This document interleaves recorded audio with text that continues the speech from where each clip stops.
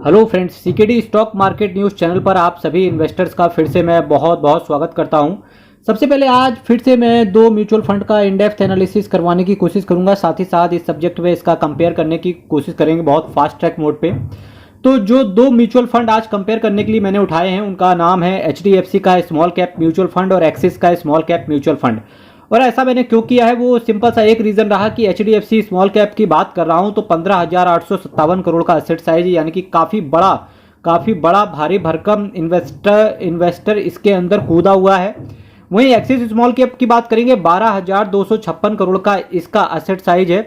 तो ये दिखाता है कि एक्सिस स्मॉल कैप का एसेट साइज कम है और एचडीएफसी स्मॉल कैप का एसेट साइज ज़्यादा है। तो क्या रीज़न है कि ज़्यादा है, क्या ज़्यादा है कि वाकई में सही है कि इन्वेस्टर सही जगह इन्वेस्ट किए हुए हैं, तो इन सब्जेक्ट में कुछ मैं जानने की कोशिश करूंगा। मेरे मित्र, कंपैरिजन मेरा हमेशा जब भी कंपेयर करता हूं तो उसका बेसिस पॉइंट मैं 4 को रखता हूं। नंबर 1 एनएवी, दूसरा रिटर्न को। और रिटर्न की बात करते हैं तो मैक्सिमम रिटर्न को मैं यहां पर सेलेक्ट करता हूं, और वो भी म्यूचुअल फंड की एक क्वालिटी होती है कि यहां पर आपको रिटर्न कंपाउंड होकर के मिलता है। इसके बाद जो मैं चर्चा करता हूं वो रहती है एक्सपेंस रेशियो से रिलेटेड। जिसका कम एक्सपेंस रेशियो होगा उसको सेलेक्ट करने की कोशिश करेंगे। तो चलिए बात कर लेते हैं वन बाय वन करके। एचडीएफसी स्मॉल कैप की अगर मैं बात करूं तो इसका एनएवी जो चल रहा है 100 रुपए का है। वहीं एक्सिस स्मॉल कैप की बात करेंगे तो 78 रुपए का एनएवी चल रहा है। तो जो भी पबजी खेलता होगा तो उसको पता होगा विनर विनर चिकन डिनर, और जिसका एनएवी कम है दैट मीन्स कि यूनिट्स का अलॉटमेंट ज्यादा रहता है म्यूचुअल फंड के अंदर। तो ऐसे क्षेत्र में जिस म्यूचुअल फंड का विनर होते हुए घोषित हो रहा है 78 रुपए के एनएवी के साथ एक्सिस स्मॉल कैप बेस्ट निकला।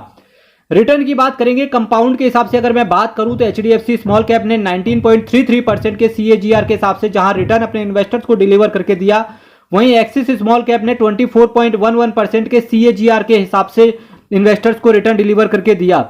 ऑलमोस्ट 5% के आसपास एक्सिस स्मॉल कैप ने ज्यादा रिटर्न डिलीवर करके दिया है एचडीएफसी स्मॉल कैप से। तो मेरे मित्रों, अब मैं तीसरा जो कैटेगरी है जिसकी वजह से मैं डिसाइड करना चाहूंगा कि कौन सा म्यूचुअल फंड बेस्ट हो सकता है।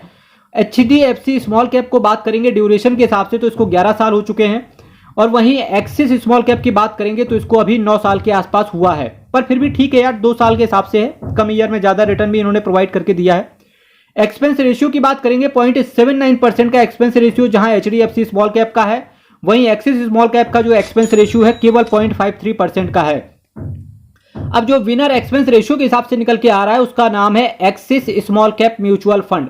अब देखो, एक्सिस स्मॉल कैप का एनएवी भी कम है तो बेस्ट निकल के आ रहा है। रिटर्न भी इन्होंने ज्यादा प्रोवाइड करके दिया है। ड्यूरेशन के हिसाब से बात करेंगे तो ड्यूरेशन भी ऑलमोस्ट सिमिलर ही है। एक्सपेंस रेशियो की बात करेंगे तो आपसे एक्सपेंस रेशियो भी कम ही चार्ज करता है Axis small cap as compare to HDFC small cap. अब आप एक बात बताओ कि ये जो 15,857 करोड़ का जो मार्केट कैप है एचडीएफसी स्मॉल कैप का, क्या जस्टिफाई करता है कि इतने सारे इन्वेस्टर्स का यहां पर पैसा जाना चाहिए था? बिल्कुल फैक्ट भाई, फैक्ट सामने है भाई। फैक्ट के पीछे तो कोई भी पीछे नहीं हट सकता। फैक्ट आपके सामने है। क्या ये जस्टिफाई करता है? नहीं, बिल्कुल नहीं करता है। अब ये कौन सा इन्वेस्टर रहा होगा? तो डेफिनेटली इनमें से आधे इन्वेस्टर तो ऐसे होंगे जो म्यूचुअल फंड डिस्ट्रीब्यूटर से एसआईपी को लेकर के आ रहे होंगे, तो उसमें उसका काफी बड़ा कमीशन होता है। तो जनरली वो ऐसे म्यूचुअल फंड ही बताएगा आपको जहां पर उसका कमीशन मैक्सिमम बनेगा। और आपको एक चीज पता रहेगी, आपको रिटर्न सिर्फ इस वजह से कम मिलता है क्योंकि आपकी एसआईपी से ही म्यूचुअल फंड डिस्ट्रीब्यूटर को कमीशन भी जाता है। तो डेफिनेटली इसमें जो एसेट मैनेजमेंट कंपनी होती है कॉम्प्रोमाइज नहीं करती है। तो देखिए, दोनों म्यूचुअल फंड में एक्सिस स्मॉल कैप कहीं ना कहीं बेहतर तरीके से निकल के सामने आ रहा है। तो इस सब्जेक्ट में अब आपको कहीं ना कहीं एक विचार करने की जरूरत है कि आपने गलती कहां करी, आपने किस तरीके से म्यूचुअल फंड को सेलेक्ट करा। अब कुछ लोगों का एक क्वेश्चन निकल के आएगा कि भाई एचडीएफसी स्मॉल कैप है तो करें क्या? तो मेरे मित्रों, मैं तो सिंपल एक चीज उनसे कहना चाहूंगा कि गुरु आ गए हो तो बने रहो, क्योंकि अगर एक्सपेंस रेशियो की बात करेंगे अभी भी 1% से नीचे है। टाइम भी 11 साल दे चुका है। 19% के आसपास का सीएजीआर है। फिर एक क्वेश्चन और निकल के आएगा, सीकेडी जी ये बताओ फिर इस वीडियो को कंपेयर करने का मतलब क्या रहा? मेरे दोस्त, कंपेयर करने का मतलब उन लोगों के लिए रहा जिनके पास आज की डेट पे स्मॉल कैप कैटेगरी के म्यूचुअल फंड्स नहीं है, जो आज म्यूचुअल फंड के क्षेत्र में नए जुड़ना चाहते हैं। तो आज की डेट पे कहीं वो भटक ना जाए, इस वजह से मैं कंपेयर करने के लिए लाता हूं।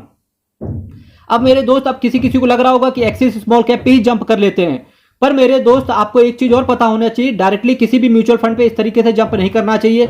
आपको अदर असेट मैनेजमेंट कंपनी के सिमिलर फंड्स के अंदर भी एक बार कंपेयर कर लेना चाहिए। एग्जांपल के तौर पे अगर आपने मूड बनाया है कि एक्सिस स्मॉल कैप पे जा रहे हो, तो एक बार आपको एसबीआई स्मॉल कैप पे भी कंपेयर करना चाहिए, एक बार आपको निप्पॉन इंडिया के स्मॉल कैप से कंपेयर करना चाहिए, एक बार क्वांट से कंपेयर करो, एक बार बैंक ऑफ इंडिया से, एक बार एचएसबीसी से कंपेयर करने की कोशिश करो। ये थोड़ा सा होमवर्क अगर आप एक दो दिन कर लेंगे तो मेरे दोस्त आप अपने लिए बेस्ट म्यूचुअल फंड निकाल के ला पाएंगे, जो कि जर्नी में 20 से 25 साल की जो जर्नी आपके लिए म्यूचुअल फंड के क्षेत्र में रहने वाली है, उसमें बहुत ही ज्यादा कारगर साबित होगी। अब आपको इसके लिए मैं क्या कर देता हूं मेरे मित्रों, केवल आप मेरी प्लेलिस्ट को विजिट करना, मल्टीबैगर म्यूचुअल फंड्स के नाम से जितने भी वीडियो हैं 1 बाय 1 करके 2-2 3-3 वीडियो करके पर डे देख लेना, कभी भी आपको सोते खाते टाइम मिले, जब भी अपनी सुविधा अनुसार जब मन करे आप 1-1 2-2 वीडियो देख लेना। 10-10 5-5 मिनट के वीडियो होते हैं। होगा क्या, सिमिलरली जब आप 1 से 2 साल के बाद जाओगे तो डेफिनेटली आप म्यूचुअल फंड के अपने आप में धुरंधर हो जाओगे। आप खुद एक अच्छा म्यूचुअल फंड अपने हाथों से निकाल के लेके आ पाओगे। अब चूंकि मैं कैटेगरी हमेशा 4 रखता हूं, NAB, return, duration, expense ratio, वो मेरे मित्रों इस वजह से मैं रखता हूं क्योंकि कभी क्या होता है, कुछ लोगों का आपने देखा होगा जब म्यूचुअल फंड का कंपेयर करने की कोशिश करते हैं, वहां पर एक बीटा नाम का वर्ड भी लेके आते हैं। तो मेरे दोस्तों, बीटा हो, अल्फा हो, गामा हो, कोई भी किरणें हो, कोई भी केमिस्ट्री हो, कोई भी फिजिक्स हो, इन 4 के आगे बीट नहीं कर सकता है। अगर इन 4 में कोई आप बेस्ट फंड से निकाल के ला पा रहे हो तो वही वो बीटा लगा के भी लेकर के आ पाएंगे। चूंकि मेरे दोस्त मुझे केवल कुछ चीजें ही समझ में आती हैं, जो कि है फाइनेंस, उसके अलावा मुझे साइंस बिल्कुल समझ में नहीं आता और मुझे कोई जरूरत भी नहीं है।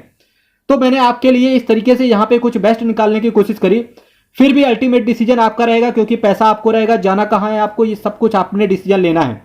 मेरे दोस्त, मैं केवल आपसे यहां पर क्या एक सही दिशा को निर्धारण करने के लिए आपके सामने वीडियो को लेकर के आता हूं। इसी तरीके से CKD stock market news channel पर आप अपना प्यार बनाए रखें। चैनल पर विजिट कर रहे हैं पहली बार तो चैनल सब्सक्राइब कर दें, बेल आइकन बटन को दबा के रख लें। कल फिर आपके साथ में चर्चा होगी कुछ नए म्यूचुअल फंड्स के साथ। तब तक के लिए बहुत बहुत धन्यवाद।